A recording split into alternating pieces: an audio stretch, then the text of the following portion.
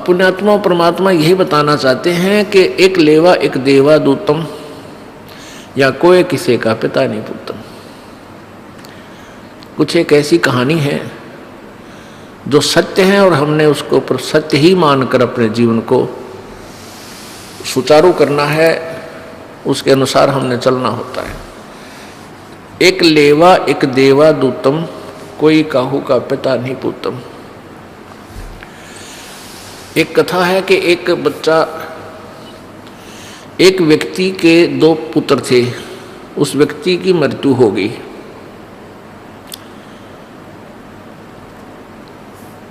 और वो आपस में क्या थे कि बड़ा लड़का जो था वो दूसरी पत्नी से था, उसकी मृत्यु होने के बाद दूसरी शादी कराई तो दूसरा लड़का उसके दूसरी पत्नी से प्राप्त हुआ था।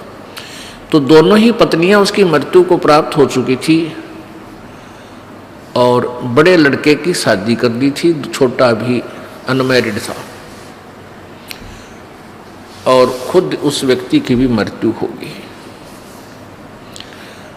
अब वो छोटा लड़का, बड़े लड़के का विवाह हो चुका था, अब छोटा जो उसकी मौसी का लड़का था वो कुछ दिनों के बाद बीमार हो गया, रोगी हो गया। और रोगी इतना हो गया कि दो चार जगह दिखाया, उसे कोई आराम नहीं हुआ। किसी ने कहीं बताया, किसी ने कहीं बताया, उसमें पैसे ज़्यादा लगने थे। इसलिए बड़े भाई ने और उसकी पत्नी ने एक स्कीम बनाई कि अपने यहाँ काफ़ी संपत्ति है, अच्छी ज़मीन है, बड़े बड़े मकान हैं, और ये अगर जीवित रहा तेरा भाई, वो खुद बातें करते हैं, यदि ये जीवित रहा तो आधी संपत्ति को प्राप्त करेगा। और अब ये मृत्यु के निकट पहुंच चुका है, इसका इलाज करवाएंगे तो काफ़ी पैसे लगेंगे, क्यों ना इसकी मृत्यु ही करवा दें किसी वैद्य से डॉक्टर से बात करके। दोनों की एक स्कीम होगी, एक राय होगी, और एक वैद्य से प्रार्थना की। एक वैद्य से उन्होंने कहा कि ऐसे ऐसे हमारा भाई है और उसको आप विष दे दो। वो कहने लगा मैं 500 रुपये लूँगा, क्योंकि तो फिर 2 नंबर का काम करनी है तो साथ में अपना भी उद्देश्य रखते हैं। उसमें 500 रुपये आज के 5 लाख के करीब थे, तो उन्होंने स्वीकृति दे दी। उस वैद्य ने उस रोगी को ऐसी दवाई दे दी जिससे उसकी कुछ दिनों में मृत्यु होगी। अंतिम संस्कार किया, खुशी मनाई। 1 वर्ष के बाद उनके एक संतान उत्पत्ति होगी, एक लड़का उत्पन्न हुआ, इकलौता पुत्र, और संतान हुई नहीं। इकलौता पुत्र खूब लालन पालन कर रहे हैं, बढ़िया से बढ़िया आहार कराते हैं। वो गिने दिनों में वो लड़का युवा हो गया, यानी 10-12 वर्ष के बाद पहले शादी कर देते थे, 12 वर्ष के बच्चे का ब्याह कर दिया करते थे।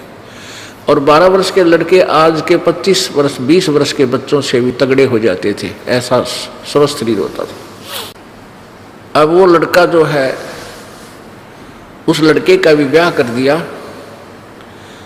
शादी होने के कुछ ही दिन उपरांत वो बच्चा फिर बीमार हो गया, वो उनका लड़का बीमार हो गया। यानी पहले तो भाई बीमार था, उसकी मृत्यु होगी, फिर पुत्र हुआ तो वो पुत्र भी रोगी हो गया कुछ दिनों शादी होने के उपरांत। अब इकलौता पुत्र, उसके जीवन की रक्षा के लिए उन्होंने कोई वैद्य नहीं छोड़ा, कोई झाड़ फूंक करने वाला व्यक्ति भी नहीं छोड़ा। सबके पास गए, जो मुंह मांगा वो पैसा दिया, जो मांगा वही पैसा। कहा तुम मेरा बेटा ठीक कर दो, चाहे कितना पैसा लग जाए। अच्छी बहुत कीमती दवाइयाँ लगाई, लेकिन रिजल्ट ये हुआ कि कोई भी उसका ट्रीटमेंट नहीं कर सका। बच्चा ज़्यादा ही अस्वस्थ हो गया और ऐसा लगने लगा कि ये शाम सवेरे ही प्राण त्यागने वाला है।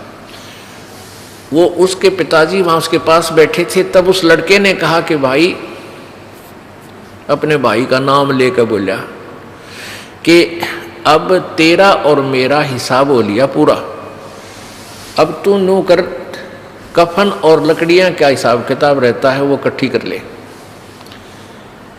और मैं ईब प्राण त्यागूंगा। अब वो कहता है व्यक्ति अपने पुत्र से कि बेटा मैं तेरा बाप हूं, तेरा भाई नहीं लगता। वो कहता मुझे सब पता है तू मेरा क्या लगता है, मैं तेरा भाई हूं और तूने मुझे ऐसे ऐसे विष देकर मारा था, और मेरा और तेरा ये हिसाब हो लिया, क्योंकि आधी संपत्ति लगभग जमीन भी गिरवा रख दी थी बच्चे के इलाज के लिए, यानी बेच डाली थी, आधी जमीन भी बेच डाली थी। तब उसने कहा कि मैं तेरा वो भाई हूं जिसको तुमने जहर देकर विष देकर मरवाया था, और मैंने अपना हिसाब पूरा कर लिया। अब पुण्यात्मा विचार करना चाहिए, कथा हो पर 100% सत्य है ये। अब उसके जो भाई कहें या उसका बाप कहें, उसको यह बात पक्की जचगी, भाई बिल्कुल आधी संपत्ति बिकेगी, सारा पैसा खर्च हो गया। तब उसने कहा भाई ठीक है, एक बात और बता दे भाई, हमने तो पाप करा में फल मिल गया कि इकलौता पुत्र हमारा मृत्यु को प्राप्त हो रहा है, हमें तो दंड मिल गया क्योंकि हमने आपके साथ धोखा किया। लेकिन इस लड़की का क्या दोष है जो तेरे ब्याही आई है, तेरी पत्नी है, और अब इसको जिंदा जलाया जाएगा सती प्रथा के तहत। उसमें सती प्रथा थी कि पहले पति मर जावे तो लड़की पत्नी साथ मरे, जल के उसी चिता में जलाना होता था, उसको जलना होता था। ऐसी कुरीति थी भयंकरिया। तो अब इसका क्या दोष है इस बेचारी का, अब ये तेरे साथ जलाई जाएगी जिंदा।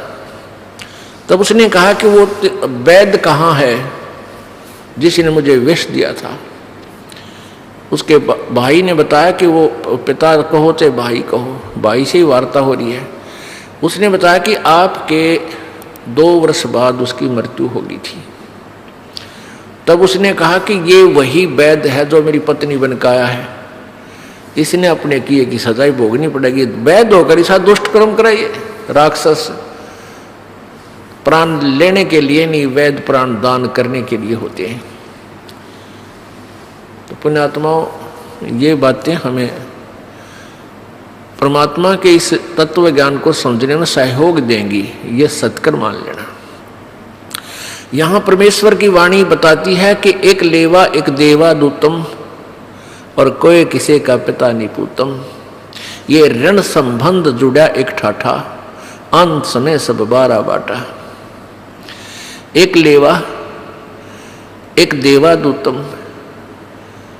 अब जैसे उस लड़के की जो वो बड़ा भाई था, उसने अपने भाई की संपत्ति हड़प ली, उसको मरवा दिया। तो लेने वाला दूत हो गया कि उसने हड़पया, और फिर वो लड़का बनकर वही आत्मा आई और उसकी सारी संपत्ति रोग में लवा दी। अब वो देने वाला दूत हो गया। एक दूसरा उदाहरण देते हैं। एक ऐसा बेटा है, अपने माता पिता की सेवा करता है, और पिताजी घुट्टी लावे और धमकावे, और बेटा कुमा कुमा के लिया और बाप की सेवा कर रहा है। तो उस बेटे ने किसी जन्म में उस बाप के साथ उस पिता वाली आत्मा से ऐसे ही लूट रखा था किसी भी तरीके से। और एक ऐसा बेटा है, पिता कुमा कुमा का मरले है, और बेटा छाती फूक फूक का दारू पीवे है, कि तो कार कढ़वा लेगी तो मोटरसाइकिल लावे, और उसको बर्बाद कर रहा है, और वो रो रहा है और दे रहा है। तो यहाँ बताते हैं एक लेवा एक देवा दूतम। तो उस पिता ने उस बेटे वाली आत्मा से कभी किसी जन्म में धोखा किया है। अब तो ये लोग क्या करते हैं, ला तेरे छोरे लुआ दूंगा, 5 लाख रुपये लगेंगे, और 1 साल घुमा के कह दे भाई मन के विराग लेता ही दे दिए थे। वो 5 लाख रुपये ईब तक ले लिए, और रोने वाला रो रहा है बेचारा। वैसे तो दोनों ही निकम्मे हैं, जब क्यों पंगे में पा दे। भगवान में विश्वास रखे, दान धर्म करे, मालिक आगे दरिया पावे। फिर अब उसने पैसे हड़प कर लिए, मार लिए, जो राजी हो गया। पहले तो वो इस जन्म में बर्बाद हो लेंगे और फिर रह गए पाप, वो अगले जन्म में उसको और देना पड़ेगा। मनमाना अगले जन्म में वो जो जिसके उसने पैसे रखे हैं, हड़पे हैं, अगले जन्म में कभी जब मानव शरीर होगा, मनमाना जमाई बन कर लेगा। बेटी भी ले जाएगा और साथ में पैसे भी लेगा और ठोक ठोक कर बजा के इतने लूँगा। बेटी ने तंग करे फिर लेकर जा, फिर ले, मतलब इस तरह पीछे बहुत ऐसी कुरीतियाँ बहुत ज़बरदस्त थी। दारू पीता, लड़की अपनी पत्नी को तंग करता, माता पिता ने सोचे भाई इसका घर बस जाए, फिर और पैसे देते, बेटा तेरा रोजगार हो जाएगा, गुजारा चल जाएगा। लेकिन ये है सब लेन और देन ही, ये फाइनल समझ लेना। तो यहाँ उद्देश्य ये हमारा समझाने का सारी कहानी कि आप यहाँ के रहने वाले नहीं हो, यहाँ से आप पीछा छुड़वाओ और उस लोक में चलो जहाँ कोई ऐसा कुछ भी नहीं है, उस सतलोक में चलो। उसके लिए परमात्मा बताते हैं, कबीर जी स्वयं आकर बताते हैं कि तुम हमारी शरण में आओ। हमारी शरण में आने के बाद तुम्हें यहाँ के जो नकली सुख हैं वो भी देवांगे अगर आवश्यक हुए तो यहाँ प्रसंग चल रहा था कि भाई जिनके संतान नहीं है, संत भाषा में उनको कहते हैं कि ये घनी पुण्यात्मा है, और समाज कहता है कि जिसका संतान नहीं है उसके तो सुबह दर्शन भी ना होने चाहिए, वो तो नपुता है। अब देखो कितना अंतर हो गया। और संत परमात्मा के विधान अनुसार के उन पुण्यात्माओं का कोई लेन देन नहीं रह, केवल यार को ना उनका ही। और यदि उनको ये मार्ग भक्ति का मिल जाए वो पीछा छुड़वा सकते हैं यहाँ से, उनको सबसे बड़ा बेनिफिट ये मिलेगा। और जिसका संतान है ये पिछला लेन देन उलझ भी रहा है, लेवा देवा दूतम आ भी गए हैं, तो भगवान के चरणों माने से फिर कबीर परमात्मा के दरबार में उनका वो लेन देन सहज में सुलझ जाएगा। बहुत अच्छे तरीके से अपनी विटो पावर से मालिक उनको लेन देन उनका बराबर करवा देगा और दोनों को फिर पार कर ले जाएगा।